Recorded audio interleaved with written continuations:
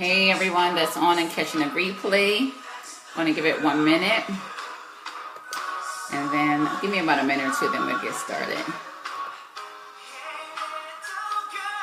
I'm going to manually share it on my Facebook.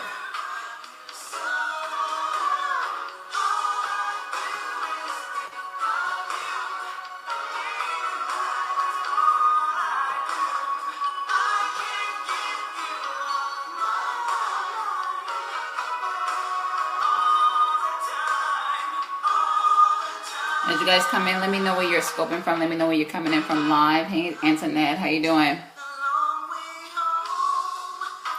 I'm just going to share this on my personal page.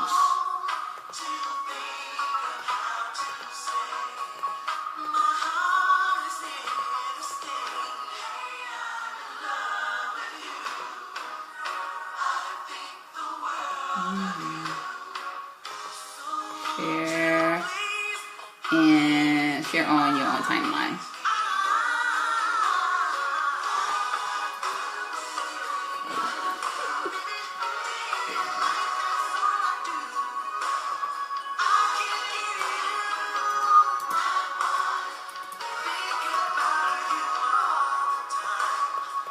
I guess.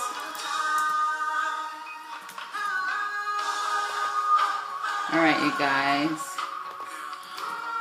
I'm trying to post this. I'm not doing a good job, but that's okay. We'll go ahead and cut off our YouTube tunes on today. I'm excited to be on. This is really late for me, but it is all good. I just want to share with you guys a couple of things. I want to talk to you tonight. Who's on? Let me know who's on. Let me know who's on. I'm scoping from my personal page, which is an interesting beats when you scope from your personal page, but it's all good. Welcome to everybody that's live. Welcome to everybody that's going to catch the replay. For those who don't know me, let me take a minute to introduce myself. My name is Joe Bullock, and I'm extremely passionate about equipping folks, and particularly singles, to catch their whole life. Everything from their mission to their mate. This is the season. This is the time for you to indeed create the life that you love. And as a result of that, you're going to attract the love of your life, and it can lead to a God-centered marriage. So that's some things about me. Also, I'll be remiss if I didn't tell you about some of the books that I have, which I like to talk about. The Biggest Lies Women Believe About Men Dating Themselves, Discovering the Truth to a Fabulous Life, Fabulous Relationship. You can grab this book off of Amazon. I have a couple here. You can grab a copy of our website at detourmovement.org. Also, I am the author of Sexless Single, How to Stay Sexless in a Sexful World, where I share my struggles, my successes, as well as those of 7 others that share their stories in this book as well, which is really just a great inspiration and preparation for all my singles. And lastly, but definitely not least, I'm co-author of this book, The Transformational Process According to Proverbs for the Next 31 Days. Treal and I wrote this book. Treal led a lot in the writing. I did a lot of the editorial and publishing of this book. So at any rate, we have that, which is available at our website. Hey, Deborah, how are you? So you guys, it's been coming to me, this whole thing about addiction. One of the folks I follow has been talking about addiction, and I said, you know what? Some people feel like they're in a relationship, and indeed they're dealing with an addiction. And I know that used to be my case, and that used to be my truth. So tonight I just want to share with you signs that you're dealing with an addiction rather than being in a relationship. And I also want to share with you signs that you're in a healthy relationship. Is that cool? Is that cool? So I want to start out with just sharing my own journey and my own testimonial. Okay. So I remember when I once thought I was in a relationship. Someone's typing, I am a relationship addict in recovery. Okay. Well, I always say, you know what? Identification of what the issue is truly the first step to healing, because you cannot possibly heal from anything if you haven't reconciled or come to the realization that there's an issue. Because how can you solve a problem you don't think exists? I'm just saying. So, with that being said, with my story, I was dating this guy in college, and he had a lot going for himself. At least I felt like he had a lot going for himself. At least a lot going from the prior boyfriend that I'd had. I came from, many of you guys know my story, I came from dating a guy that was jailbird, in and out of jail, for different things in and out of prison, right? He had been convicted of some of the highest crimes. Well, he'd been convicted of drug crimes and things of the sort. And so when I went off to college, and my third year, when I finally got out of that relationship, my third year of college, and started dating somebody else, I remember like it was yesterday. I wanted to go to a club. It was my 21st birthday. And I'm like, come on, Tonette, let's go to the club. You know, I'm 21 years old. I got to meet somebody, because I was addicted to relationships too. So I wanted to be in one, because I got out one and my birthday was coming. I believe I probably just broke up with this guy in February. And here it is, March. And I'm like, listen, let's get it on. Let's go to the club. So I convinced my girlfriend to go out. We get in the club. You know, it's packed out. The music's loud and everything. And this guy approached me and he was cute. I'm like, okay, because listen, I was like, if you fine, we can have a conversation. I can find out what you about. So I started talking to this guy and we exchanged numbers, or actually he gave me his number. And my phone must have been dead or something, because me and her had to remember the number. And I never forget, he gave me the number and it ended up at 9595. That was the last four digits of the number. And me and her split the number and we remember the number. And I called this guy days later and we started going out. Like immediately he wanted me to be his girlfriend. So needless to say, I did. And so, and I don't even know why. I guess, I don't know. I just kind of let him, I don't want to say bully me, but I was just like, yes. You know, I just was kind of going with the flow. I didn't really think it through well. Not at all. Not at all. He was like, I want you to be my girlfriend. And at first I was kind of resistant, but he was so persistent. So he was able to convince me that that was the thing to do. And soon thereafter, same persistence, we end up in a sexual relationship. And it seemed cool for the first week or two, or however long it was. But soon I started to realize that we weren't in a relationship, because what would happen is he would go days without calling me. You know, he would go 1, 2, 3, 4, 5, 6 days. And then on the 7th day, he would call. I'm like, what is really the deal? And then we go another 1, 2, 3, 4, 5 days. And then the 6th day he called. And then we go another 1, 2, 3, 4 days. And then the 5th day he called. And it just became this pattern. But the crazy thing is, I remember when I first went to his house, he had these black plaid sheets on his bed. And that became the routine, kind of like going to his house. And I see his black plaid sheets, and we all have an intimate relationship, pretty much had sex. And before I know it, I just was in a sexual relationship with this guy. And the crazy thing is, I wanted to leave. Like, I remember one day being home, and I'm like, what is this? I have a quote unquote boyfriend. This relationship is totally not working out for my whole life, like at all. And, you know, and I want out, but for some reason I couldn't find the way to get out. You know what I'm saying? I sat there crying like, oh my God, I got a boyfriend. I'm still lonely, because I thought that having a boyfriend wasn't going to make me lonely anymore. But that so wasn't true. I wasn't even by myself to get being lonely. Like I was always by myself, because I was never with him. And I soon realized that I was like addicted to this. Like it was almost like a drug to me, because even he called me 3 o'clock in the morning. I ain't talked to him in 7 days. Like, oh, you coming over?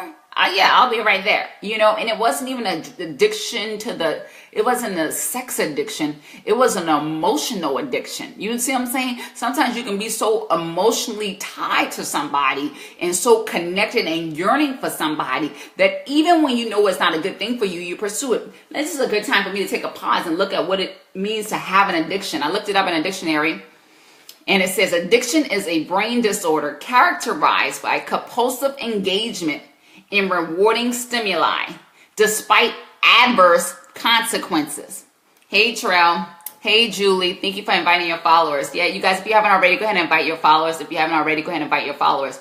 So listen, let's go to this dictionary, or this definition. It says an addiction is a brain disorder. So something's wrong in your mind. Something was wrong mentally, emotionally in my mind. That was compulsively engaging in this stimuli of, yeah, it was a sexual, but it also was very emotional, you know, because oftentimes women, the thing we're seeking after is an emotional connection, is an intimate connection, right? So I was seeking after that, although I know it was adverse consequences. Adverse consequences of, could have get STD, HIV, could have getting pregnant, could have, you know what I'm saying, be harmed, just going to somebody's house at that time of morning. Emotionally, it wasn't healthy for me. Spiritually, it was against everything I believed. So this is where you have, a love addiction. It's a love addiction. Like was nothing healthy about that relationship. Hey, Rolanda. Hey, Kimmy. It was nothing. You know, the writing was on the wall, but I still couldn't like just walk up and be like, I'm gone. And actually, it was so crazy because one time I was at his house, I saw some douche underneath the counter. Yeah, he had a roommate. He had a roommate. And let me go back. Because this guy, he had he was working on his master's degree. He worked full time, you know, really smart guy. He was an engineer. So I was impressed by all of that paperwork. Because listen, I was dealing with somebody who didn't have a GED, who didn't have a high school diploma. So I was really impressed with his credentials. You know, he had a roommate. This was very common where I was living to have a roommate. So anyway, moving the story forward, I went into his bathroom and there's douche under the counter. And immediately, like, I'm acting surprised. Like, even though I know I only see this dude once a week, even though he never calls me, even though he hardly answers when I call, even though we only been on like 2.5 dates, and we're like a year in a relationship, maybe even a year and a half. I dated him for a while. For a while. This happened like in 2003. Yeah, I dated him for like a year and a half. Finally left him alone. Then I dated somebody else. Then stopped dating that person. Then started back dating him again. Can somebody say hot mess? It was a hot mess. A hot mess. Okay? But anyway, so I see the douche on the counter. So I asked him, I'm like, dude, what is this about? Like, what is this? What is this? And he's like, oh, it's my sister. She left it when she was here. Like, your sister came to your apartment and handled her personal business? Like, who does that? Like, who does that? No, people don't do that. We don't do that. We don't go to our brother's house, our relative house, and have nobody. Thank you, Julie. Nobody does that. Right? So I wasn't buying it. So being a persistent person that I can be, you know, I continued to ask him. And he said, Jalita, he was an Ethiopian guy. Jalita, I don't know why you keep asking me, because even if I told you, you would stay. Even if I told you the truth, even if I told you who had that and what that situation was, you would not go anywhere because you have a love addiction. He didn't say that, but that's pretty much what he was saying. He was like, listen, it don't matter what I do. It don't matter what I say. It don't matter if I disrespect you. It don't matter if I cheat on you. It don't matter if I, mistreat you. No matter what I do, he was like, listen, you're going to stay. Because this is what you've been doing. I've been calling you once a week. I mean, he wasn't saying this, but he was saying this. You know what I'm saying? I call you once a week. You know, you call me all the time. I never answer the phone. You know what I'm saying? You always there when I call, no matter what. I never take you out on a date, but you're still there. I don't show you any respect, but you're still there. So he drew to the conclusion that no matter what, I would be there. Right? I thought that was some brave words. So we continue our patterns, of going 1, 2, 3 days. Then the 4th day he would call, and then next thing you know, I'm dealing with black plaid sheets and sex. And then this became a routine of black plaid sheets and sex and black plaid sheets and sex. So anyway, that situation was definitely a love addiction, so much so I had to really ask my mom what to do about the situation. I'm sure I didn't give her all the details, however, but she just encouraged me to pray a prayer and say that as far as the east is from the west, that God removed me from that relationship. And I believe that somebody's on this Periscope today. I believe somebody that's going to watch this live today. I believe some of your friends, and if you have friends that's in a relationship that is not healthy, and I've kind of mentioned some of them already, but signs that you're in an addiction relationship is you should leave, but you can't. You stay after he mistreats you or hits you, curse you out, mistreat your children. You stay after he cheats on you, after he disrespects you, after he lies to you, right? After he don't pay no attention to you, he make you an option and he makes you a priority and you're still there. You tried to leave in the past, but you came back. You think about this person all the time. That's why I started off with that. Elder Barge, I don't know who sang the song. All I do is think of you noon and night. That's how we open up today. And the reason why I played that song is because that's another way that you know you have an addiction and you don't have a relationship. If all you do is think about that person when you wake up in the morning, you think about that person in the midday, you think about that person before you go to bed at night, and all the time you're finding yourself thinking about this person. If this is not you in a situation today, perhaps you can resonate and you've been in a situation like this before. Hey, Top Secret T. Welcome, you guys. So glad you guys are coming on. Hey, Jacqueline. If I missed you, let me know who you are. I would love to shout you out, right? And Deborah's saying, I realized it was more of a lust addiction. Been there, done that. Okay, got the t-shirt. Might as well have wrote a book about it. I'm just saying. So, I guess if I was to tell you how to get out of that, because I don't like to tell people a problem without giving them some type of solution to remedy that problem, would be you got to pray. It's a soul tie. It's a spiritual thing. And I used to reject that idea. I'd be like, oh, people are so super spiritual and make everything about God. And every time I ask my mom for a solution, the only solution she can offer me is prayer. Well, actually, prayer is a real solution.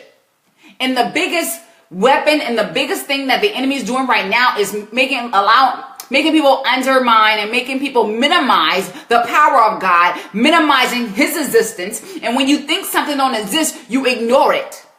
When you think something don't exist, you know what I'm saying? You don't even give it the proper attention that it deserves. And because of that, a lot of things we're dealing with is a spiritual thing, and we're given a natural treatment.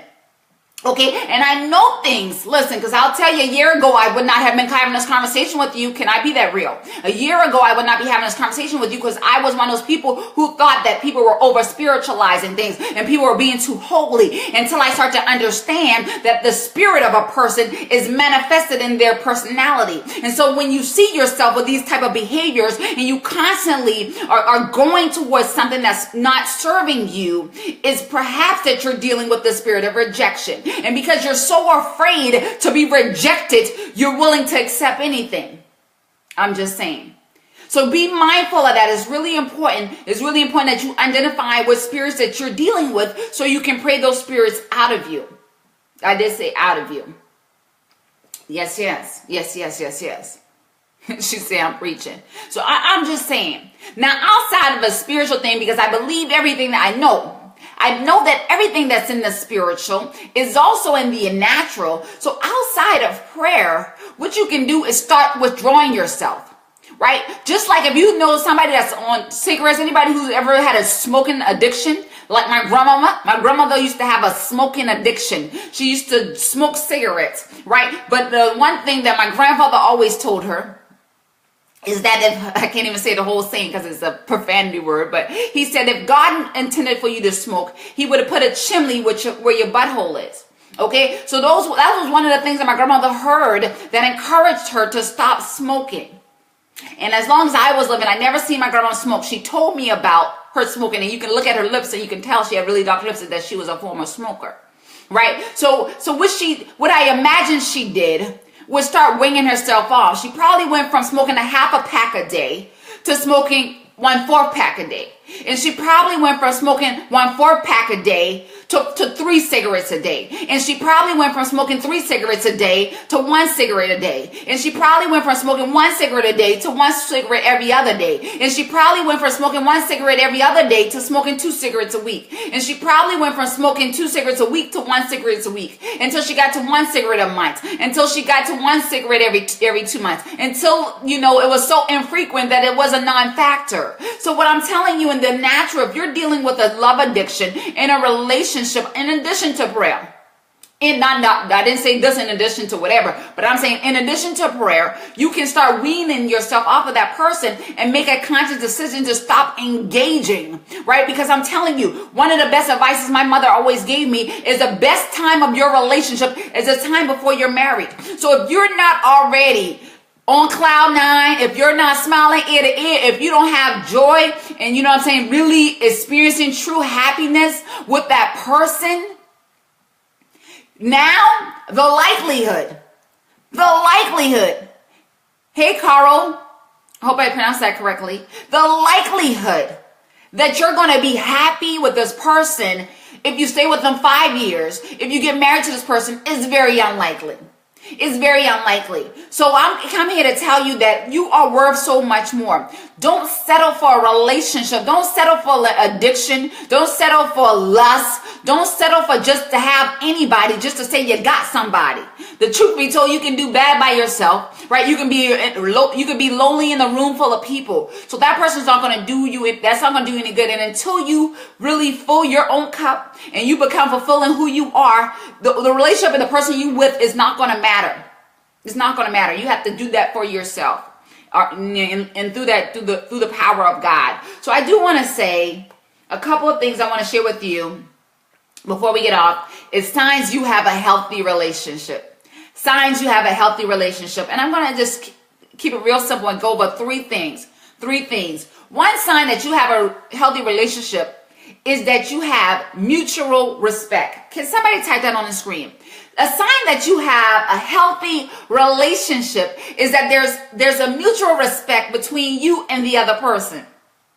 Okay? When I say a mutual respect, it's like you respect each other's priorities. You respect each other's, I saw somebody put boundaries, right? Mutual respect is you respect that they have other things going on in their life. You respect their time. You respect their privacy. You respect their freedom, and it's valued. So when they want to go out with their friends, it's not a big deal. When they want to spend time alone, it's not a big deal. When they want to go visit their mom, sister, aunt, uncle without you, it's not a big deal. This person's freedom is valued. Can somebody type that? When you have a healthy relationship, freedom in that relationship is valued. When you have a healthy relationship, there's a mutual level of trust, right? They trust you. Yes. Look at there. I don't know if you heard me before. Periscope must be on it tonight. If you did, you know, there's a mutual level of trust. But the truth be told, if you're dealing with that thing of rejection because of past relationships that you've been rejected in, and you haven't healed from that rejection, listen, let me break down rejection real quick. When you deal with rejection, what that says is somebody who you thought should accept you, someone who you thought should have been there for you, for whatever reason they were not there. For whatever reason they were not there. And because they was not there, you felt they left you hanging. You felt a level of disappointment, right? And because of that level of disappointment, it caused you to hesitate to commit and to trust again, because you're like, you have a mistrust for people, because you're like, listen, I tried to do this before, even when I didn't even voluntarily try to do this, when I just found myself depending on somebody, they let me down. So you go in the relationship with the mentality that somebody's going to let you down. So you deal with this issue of trust. And so it shows up with jealousy. It shows up with looking at people's phones, right? Looking at your dude's phone and all this, or your girl's phone. These are things that's just signs that there's an unhealthy relationship. And then lastly, but definitely not least, is honesty. Honesty. When you feel you can be honest, then you know, and that person is being honest with you, that's a sign of a healthy relationship. But the truth be told, if you're still dealing with guilt, if you're still dealing with shame from your past, listen, those are first cousins to deceit. So if you're dealing with shame and guilt and you're not able to be transparent about where you've been, you're going to have a hard time really having some clarity and honesty, telling people as you go forward into relationships and having that level of honesty. So that's what I wanted to share tonight in terms of, do you have a relationship or do you have an addiction? And I went over the different things as signs of addiction. And addiction is that you're in some relationship that is not good for you and you stay there. And even you could be addicted in a healthy relationship. Well, let me say this. No, it's not healthy if it's addictive. So let me say this. You can be in an addictive relationship and the person can be treating you well. You can be in an addictive relationship and that person is being good to you. But the thing could be, you still think about this person noon and night. You still act like you gotta have this person. You act like one day can't go past without you talking to this person. And you may just need to go on a fast from this person, because you should not be so high strung on any human being. Like the only person and being that you should be like, cannot live without is God. If you feel like you can't live without this person, you don't know what you're going to do if they go, and you setting yourself up for failure. You're putting your hope in man. And the word of God says, don't do that. Put your hope and trust in God all the time. Like, he will do you right. He will do you right. I'm just saying. So keep that in mind. Keep that in mind. One thing I used to do as well, and I'll share this with you, when I was dating, to keep my mind off of thinking of guys, because I used to be like that. I used to like just be like at work thinking about the person, at school thinking about the person, hey mama 246, all the time, just thinking. So what I started to do is, like, when I started to do that, I'm like, no, when that comes to my mind, I'm gonna start thinking about God. When that comes to my mind, I'm gonna start reciting the scripture. I don't care if the only scripture you know is Psalms 23. I don't care if the only scripture you know is Psalms 91. I don't care if the only scripture you know is Proverbs 3, 5, and 6. Trust in the Lord God with all thy heart, all thy might, lead not to your own understanding. I don't care if you say, Jill, I know none of them. I don't care if all you know is all Father prayer. You can start to change your mind, your habit, so you don't allow yourself to dwell and to be, I don't know if it's going to be fantasizing or just thinking, reminiscing about the person and what the experience you had about them. Don't allow that person to take up that much brain space. Don't let them take up that much brain space, because that's allowing yourself to get caught up. So another thing I did was when I was dating my husband, I was like, I had a boundary that after 8:30, I didn't want to talk to him. Actually, I didn't want to talk to anybody. I just wanted to be like me and God, me and my journal, and really just reflect on my day. I did not want to go to sleep with him on my mind. Like, that's just too much. And that's why a lot of times people struggle with getting out of relationships, because you allow yourself to get so immersed, right? You allow yourself to get so, you know what I'm saying? You be so you in too deep. Oh, that's my song by Adele. In too deep. She was like, I was rolling in the deep. Y'all stop rolling in the deep. Can somebody type that? I'm about to get off of here. Stop rolling in the deep. Stop rolling in the deep. Y'all need to go in that shallow water. Y'all need to go into 1 feet water or 2 feet. Stop going all the way in that deep end where you know you can't handle it. You take yourself too far, you can't come out. Even with my husband now, I always keep the mindset. Thank you so much. Let me know who you are. Is this your first time? What's your name? Miss Jacqueline. I see you. I'm so glad you guys are here. If you are, anything I'm saying resonate with you, I encourage you to follow this Periscope. I'm considering doing my live broadcast show I'm going to stream it on Periscope, and it's going to be Sunday at 8 p.m. So you guys can let me know now if that's a good time for you. Thank you so much, Marianne. Hey, darling. How are you? Hey, sis. So glad you decided to join. Hey, the Fade Pusher. I'm glad you're able to catch it, because a lot of times people don't catch it when I put it on my business page. But I do want to stream. I'm thinking I'm going to stream it from Facebook. I may also retweet it on Twitter and all of that. I don't know why I said it's Twitter. So funny. Anyway. Yeah, 8 is good. 8 Sunday night. That's what I'm thinking. I'm having my live premiere, which I got so much to do for my live premiere. Oh my God. On the 26th, which is my born day. So that's going to be exciting. So I have a lot of work to do between now and then. By the grace of God, I believe it is done. So anyway, stop rolling in the deep. Don't get too caught up. Set boundaries. Don't be allowing yourself to just dwell on people all the time. Oh, even now, let me tell y'all. 8 is good. Okay. Even now. Yeah, I am. Even now, I don't allow myself to get too deep with my husband. I just got to be frank. I love him. He's a sweet guy. He's like, I post about him on the Facebook, and I don't say that just because it's his birthday. He's a good dude. He really is. But even with that, I am not so caught up on him that if something was to happen, I don't feel like how they used to say, if I can't be with you, nobody can be with you. I don't feel like none of that. I've trained my mind constantly to be able to release anything at any given time. Not saying this won't be hard. Not saying it won't be difficult. Not saying if something was to happen, I wouldn't bawl my eyes, cry my eyes out. I'm not saying none of that. I will be sad, heartbroken, whatever, all of that. But I will live another day. I will go on, regardless of what. So I'm not so engulfed. Hey, Camille, how are you? I am not so engulfed into my husband that I can't see anything past that. No. I'm constantly, mentally saying, okay, yeah, that's my husband. I love him. But I'm constantly understanding that anything can happen at any time. And I constantly keep that. It's not like something I think about all the time. Oh my God, anything can happen. Thank you, whoever just shared. You guys, welcome. So I'm glad so many of you guys are coming in. For those who don't know me, let me just reset and say who I am. And I'm going to recap, and then we're going to jump off. But I appreciate all you guys who just came in. My name is Joe Bullock, and I'm extremely passionate about equipping singles to catch their whole life. Like, for real. Everything from your mission to your mate. Today is the day. Now is the time for you to create the life that you love so you can attract healthy, happy love that leads to a godly marriage. I don't believe in trying to do all this patchwork on the back end.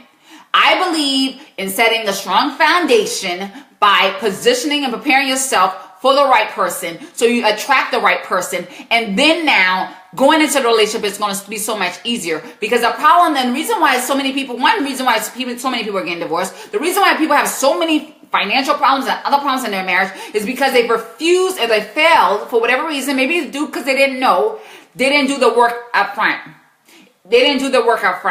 So if you don't do the work up front, you're going to have to do it on the back end. But the thing is, you will have to do the work. Can somebody tap that? You will have to do the work in the relationship. You will have to do the work in your marriage. It's not going to come at no cost. It's going to be an investment. That's all I'm saying. Okay, so some of the things I said, and I'm wrapping up, is that signs you're in addiction. You're in an addictive relationship is the person mistreats you, curse you out, mistreat your children, cheats on you, lies, disrespect you. You try to leave, you couldn't. You're with this person all the time. You find yourself needing to be with this person 3, 4, 5 times a week. Cut it out. Cut it out. Can somebody say cut it out? That's not necessary. If you're a Christian single, really about 2, 3 times is really pushing it, because you don't want to have all that proximity. You guys can communicate on the phone. You don't want to constantly be with each other all the time like that. No. To me, 3 times max. Cut it out. I love it. Thank you, Camille. Yes. Okay. So, and even I said, a lot of things I talk about the unhealthy relationship, but even in a quote unquote relationship where the person's not mistreating you, if you act like you can't get enough of them, no. Stop it. You need to regroup. You need to center your attention and your heart on God and not be so engulfed into this person. And signs you're in a healthy relationship, or you're in a relationship, is there's mutual respect for time, priorities, goals, family. There's mutual trust, right? Not dealing with jealousy, insecurities, high level of insecurities. And you got to live up honesty. So that's my time. That is my time. I'm going to be starting a show on March 26th, which is my born day. I'm really nervous about it, you guys, just to be very honest. I'm even nervous just saying it, because there's a lot that I still have to do to bring this forth. And it's going to be Singles Central TV. And I'm going to be airing it from my business page. Thank you, Camille. I'm going to be airing it from my business page on Facebook, likely retweeting it on Twitter, then so it can be pushed through on my Periscope. So, with that being said, on that show, my goal is to highlight women who have reinvented their lives.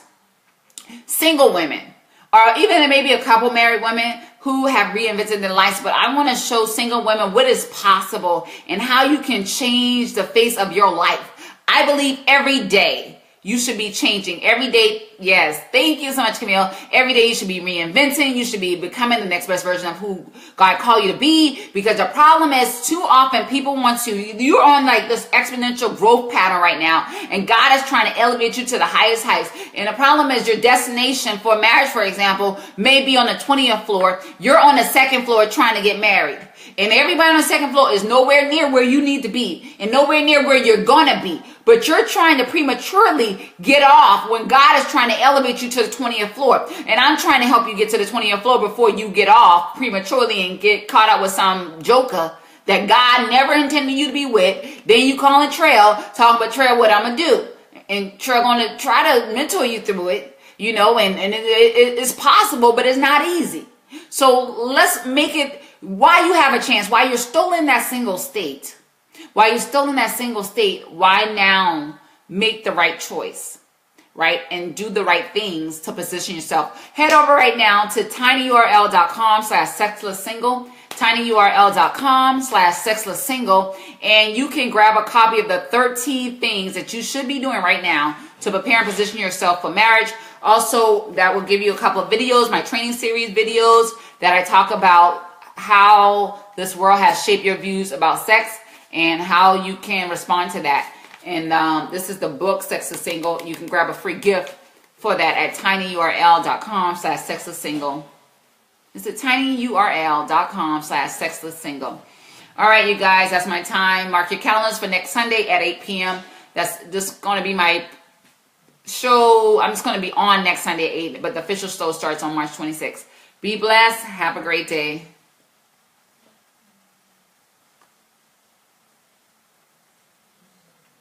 Hey, Val, I didn't see you snuck in there. I still need to connect with you, my dear. I need to connect with you. I'll inbox you. Love you guys. Thank you so much for the hearts. I appreciate you. Have a blessed day.